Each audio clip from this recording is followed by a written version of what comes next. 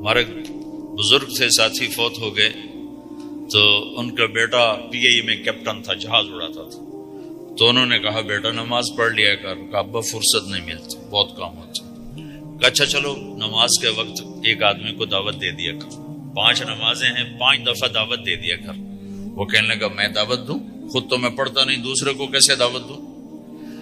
کہا بیٹا ایک تو میری مان لے، نماز کا انکار کیا ہے تو یہ تو مان لے کہ چلو کسی کو کہہ دیا کر کہ بھائی نماز پڑھا کرو. کہا چلو یہ تو آسان ہے، میں کہہ دوں گا. تو اس نے اپنے ابا کی بات مان لی. ہر نماز پہ 1-2 کو کہہ دیتا بھائی نماز پڑھا کرو. اس کے والد فوج میں جرنیل تھے، یہ کیپٹن تھا. دونوں کی ملاقات نہیں ہوئی. 6 مہینے بعد باپ بیٹا کی ملاقات ہوئی تو دیکھا تو کپتان صاحب کی داڑھی بھی اور ماتھے پہ محراب بھی. میں نے کہا بیٹا یہ کیا ہوا؟ کہا آپ نے مجھے پھنسا دیا.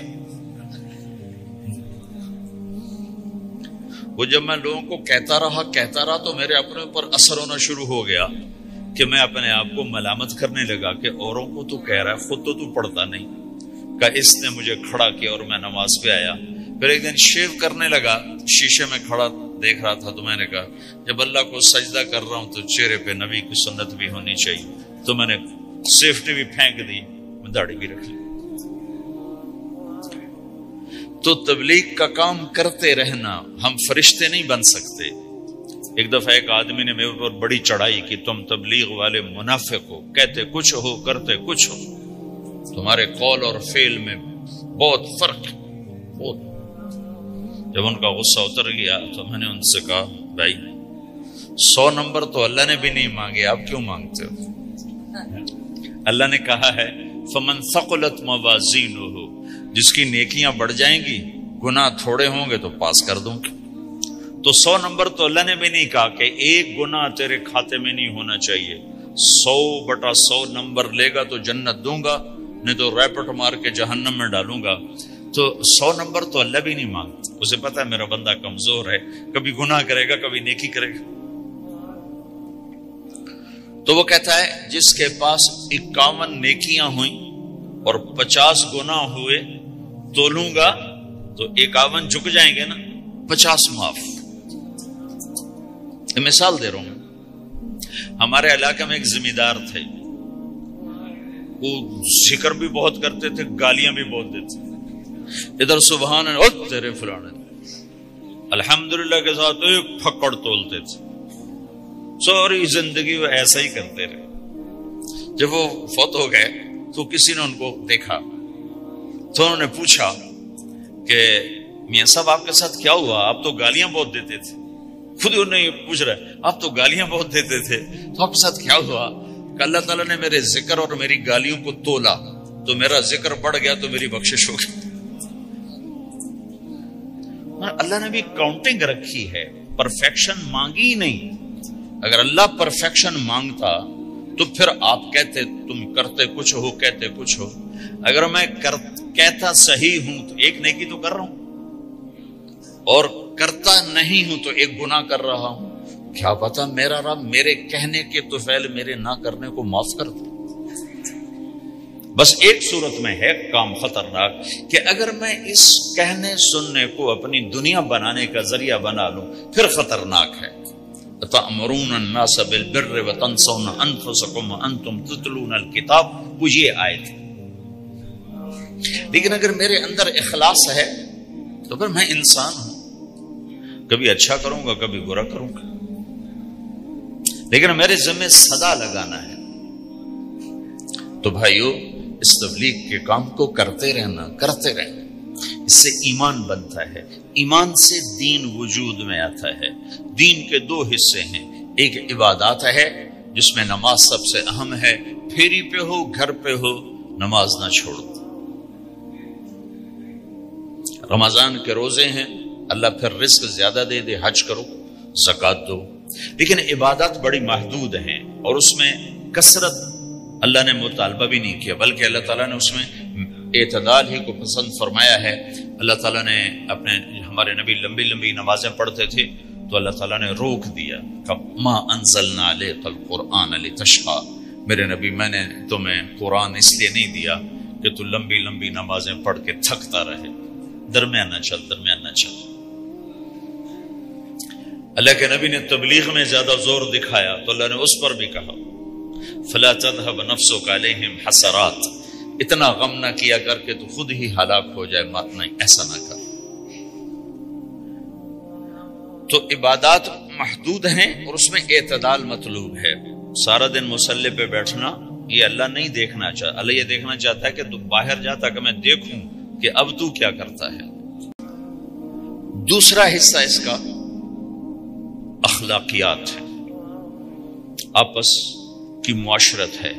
دین جو اثر انداز ہوتا ہے وہ معاشرت سے اثر انداز ہوتا ہے، عبادت سے نہیں، عبادات سے نہیں۔ عبادت تو مسجد کے اندر ہے یا مصلی پر گھر کے اندر ہے، روزہ اندر کی چیز ہے، حج بیت اللہ میں ہے، زکوٰۃ مسلمان کو دی جاتی ہے۔ تو دنیا میں دین پھیلنے کے لیے اور اپنوں کو دین کے قریب کرنے کے لیے جو سب سے بڑا عمل ہے وہ بھائیو اچھے اخلاق۔ یہ دوسرا حصہ میں آج بیان کرنا چاہتا ہوں۔ اللہ کے نبی نے فرمایا ایو اور الاسلام اوثق، مجھے بتاؤ اسلام کا سب سے مضبوط عمل کیا ہے؟ تو صحابہ نے کہا الجہاد، یا رسول اللہ جہاد۔ اسلام کا سب سے مضبوط عمل کیا ہے؟ صحابہ نے کہا جہاد۔ تو آپ نے کہا وحسن وما هو به، ہاں جہاد بہت اچھا عمل ہے لیکن سب سے بڑا عمل نہیں ہے، سب سے مضبوط عمل نہیں ہے۔ ان کا جی الصلاۃ، نماز۔ تو آپ نے کہا ہاں وحسنۃ وما هي بها، نماز بھی بہت اچھی چیز ہے لیکن وہ نہیں جو میں پوچھ رہا ہوں، سب سے اعلیٰ، سب سے اوپر، سب سے مضبوط نہیں۔ تو نے کہا جی الحج، حج۔ تو آپ نے کہا حج بھی بہت اچھا عمل ہے لیکن وہ نہیں جو میں نے پوچھا ہے۔ پھر صحابہ نے کہا جی روزہ، آپ کا روزہ بھی بہت اچھا ہے لیکن وہ نہیں جو میں نے پوچھا ہے۔ تو پھر صحابہ نے کہا یا رسول اللہ پھر آپ ہی بتائیں، ہمیں تو نہیں پتا۔ تو ہمارے نبی عبادات سے اوپر لا رہے ہیں، اپنے ساتھیوں کو عبادات پہ قائم کر دیا۔ ہر آدمی نمازی بن چکا ہے، ہر آدمی روزے دار بن چکا ہے، ہر آدمی مالدار زکوٰۃ دینے والا بن چکا ہے، اور ہر آدمی حج کا جذبہ پیدا کر چکا ہے۔ اب آپ ان کو اخلاق پہ لانا چاہتے ہیں، چونکہ اسلام کی تکمیل اخلاق سے ہے۔ اسلام کو تشبیہ دی گئی ہے گھر کے ساتھ، بنی الاسلام علی خمس، تو بنیا کا لفظ عمارت پر بولا جاتا ہے۔ تو اسلام کی بنیاد میں ہے کلمہ، نماز، روزہ، حج، زکوٰۃ۔ اگر اس مسجد کی بنیادیں بھر دی جائیں تو اس کو مسجد تو نہیں کہیں گے نا، ہاں جی بنیادیں ڈال دی ہیں، چھت ڈالنی ہے، جب چھت پڑے گی تو پھر یہ مسجد کہلائے گی۔ تو اسلام کی بنیاد قائم ہو چکی تھی، اب آپ چھت ڈالنا چاہتے تھے۔ چھت کیا ہے؟ وہ اچھے اخلاق ہیں، تو اب آپ ان کو اوپر لا رہے ہیں، اوپر لا رہے ہیں۔ تو آپ نے جب پوچھا تو انہوں نے وہی کہا جو انہوں نے ابھی سیکھا تھا، نماز، روزہ، جہاد، حج، لیکن آپ نے سب کی نفی کر دی، نہیں یہ بھی نہیں، یہ بھی نہیں، یہ بھی نہیں، یہ بھی نہیں۔ اچھا یا رسول اللہ آپ بتائیں۔ تو آپ نے فرمایا ان اوثق عر الاسلام الحب للہ والبغض للہ، اسلام کا سب سے مضبوط عمل وہ آپس میں اللہ کے لیے محبت کرنا ہے۔ اسلام کا سب سے مضبوط عمل وہ آپس میں اللہ کے لیے محبت کرنا ہے۔ اسلام کا سب سے مضبوط عمل وہ محبت ہے، اللہ کے لیے بغض ہے، اللہ کے لیے محبت ہے، یہ اسلام کا سب سے مضبوط عمل ہے۔ تو بھائیو یہ چھوٹا سا معاشرہ اسلامی بن جائے، اس کے لیے بنیاد میں نے پہلے بتا دی، اب چھت بتا رہا ہوں، وہ ہیں اچھے اخلاق۔ اللہ تعالیٰ نے جب ہمارے نبی نے نماز لمبی پڑھی تو اللہ نے کہا درمیانی پڑھو، میں نے ابھی بتایا۔ تبلیغ میں دکھ زیادہ جھیلا تو اللہ نے کہا درمیانہ چلو، لیکن جب اللہ کے نبی نے اخلاق بلند کیے، اخلاق، تو اس پر بھی اللہ تعالیٰ فرماتا میرے نبی ذرا اتنا نرم نہ ہو، تھوڑا سا سختی دکھا، آنکھیں دکھا، تھوڑا شوشاں کر۔ تو میرے رب نے کیا کہا؟ واہ، میرے رب نے آپ کے اخلاق کی جیسی تعریف کی ہے آپ کے کسی عمل کی ایسی تعریف نہیں کی. نماز کو کہا معتدل اعتدال، دعوت کو کہا اعتدال، اور اخلاق کو کیا کہا؟ انک لعلی خلق عظیم. اور اس کو طاقت پہنچائی قسم اٹھا کے نون، پھر قسم اٹھائی قلم کی جو علم کا ذریعہ ہے، والقلم وما یسطرون، مجھے قسم ہے قلم اور اس کی تحریر کی. ما انت بنعمت ربک بمجنون وان لک لاجرا غیر ممنون. ان دو آیتوں کو چھوڑ کر اگلی جو آیت آ رہی وانک لعلی خلق عظیم، اے میرے محبوب میں قسم اٹھاتا ہوں قلم اور اس کی تحریر کی، تیرے اخلاق بڑے عالی شان ہیں. یہ نہیں کہا تیرے اخلاق بڑے عالی ہیں. انک لعلی، علا علا کا یہاں بہت عظیم الشان کردار ہے. علا یہ بتا رہا ہے کہ اے میرے نبی جتنے اخلاق تصور کیے جا سکتے ہیں وہ سب تیرے تابع ہو چکے ہیں اور تو ان پہ سوار ہو چکا ہے، تو ان پہ چھا چکا ہے. علا چھا جانے کے لیے ہوتا ہے کہ تمام اخلاق تیرے غلام ہو چکے. ایک دفعہ آپ نے فرمایا اچھے اخلاق 360 قسم ہیں، 360 قسم، 360 صفات کا مجموعہ اچھے اخلاق ہے. کوئی ایک صفت کسی کو مل گئی تو جنت میں چلا جائے گا. تو ابو بکر رضی اللہ عنہ سامنے بیٹھے تھے، کہنے کہ یا رسول اللہ افی منہا شیء، ان 360 میں کوئی میرے اندر بھی کچھ ہے؟ تو آپ نے کہا تیرے اندر سارے کا سارا، کوئی کمی کوئی پورے. یہ آپ نے اور کسی کو نہیں کہا، صرف آپ نے یہ ابو بکر سے فرمایا کہ ابو بکر تیرے اندر پورے اخلاق 360. تو بھائیو آپس کی محبت اور اچھے اخلاق یہ اسلام کا سب سے چوٹی کا سبق ہے، سب سے اعلیٰ درجے کا سبق.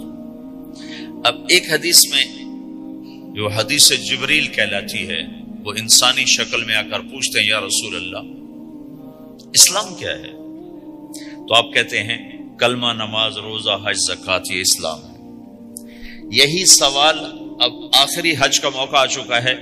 اب اسلام 9 سال آگے، 10 سال آگے جا چکا ہے اور اس کی شکل مکمل ہو چکی ہے. تو عمر بن عبسہ رضی اللہ تعالیٰ عنہ یہ آخری حج کے موقع پر آپ سے ملتے ہیں اور آ کر یا آپ سے پوچھتے ہیں یا رسول اللہ مل اسلام. سوال ایک ہے، مل اسلام. شروع میں مدینے کے داخلے کے شروع میں جبریل انسانی شکل میں آتے ہیں اور کہتے ہیں مل اسلام، اسلام کیا ہے؟ تو آپ کہتے ہیں کلمہ، نماز، روزہ، حج، زکوٰۃ. اب یہی سوال 10 سال کے بعد یا 9 سال کے بعد عمر بن عبسہ کہتے ہیں یا رسول اللہ مل اسلام، اسلام کیا ہے؟ تو اب جواب سنو. آپ نے فرمایا اطعام الطعام وطیب الکلام، میٹھا بول بولنا اور کھانا کھلانا. کسی سے میٹھا بول بولنا کتنا عظیم ہے میرے نبی کی، میرے اللہ کی بارگاہ میں، کہ آپ نے فرمایا ابتسامک فی وجہ اخیک صدقہ. تو اگر کسی مسلمان کو ہنس کے مل لے تو یہ بھی تیرے لیے صدقے کا ثواب، صدقہ لکھا جائے گا. جبریل کہتے ہیں یا رسول اللہ مل ایمان، ایمان کیا ہے؟ تو آپ فرماتے ہیں اللہ کو ماننا، فرشتوں کو ماننا، نبیوں کو ماننا، کتابوں کو ماننا، تقدیر کو ماننا، موت کے بعد کی زندگی کا اقرار کرنا. ان تؤمن باللہ وملائکتہ وکتبہ ورسلہ وبالبعث بعد الموت. یہ ہے ابتدائی جواب. اب یہی سوال عمر بن عبسہ کرتے ہیں 9 سال کے بعد یا رسول اللہ مل ایمان، ایمان کیا ہے؟ تو آپ نے فرمایا الصبر والسماحہ، صبر کرنا، معاف کرنا. سوال ایک ہے، جواب 2 ہیں. کیوں کہ جگہ اور نوعیت بدل چکی ہے. ابتدائے اسلام ہے تو عبادات بتائی جا رہی ہیں، انتہائی اسلام ہے تو اخلاق بتائے جا رہے ہیں. کہ اے عمر ایمان کیا ہے؟ صبر کرنا، معاف کرنا، صبر کرنا، معاف کرنا. تو بھائیو جو ہمارا معاشرہ بنے گا اسلامی، گھر میں باہر، وہ بنے گا اچھے اخلاق سے.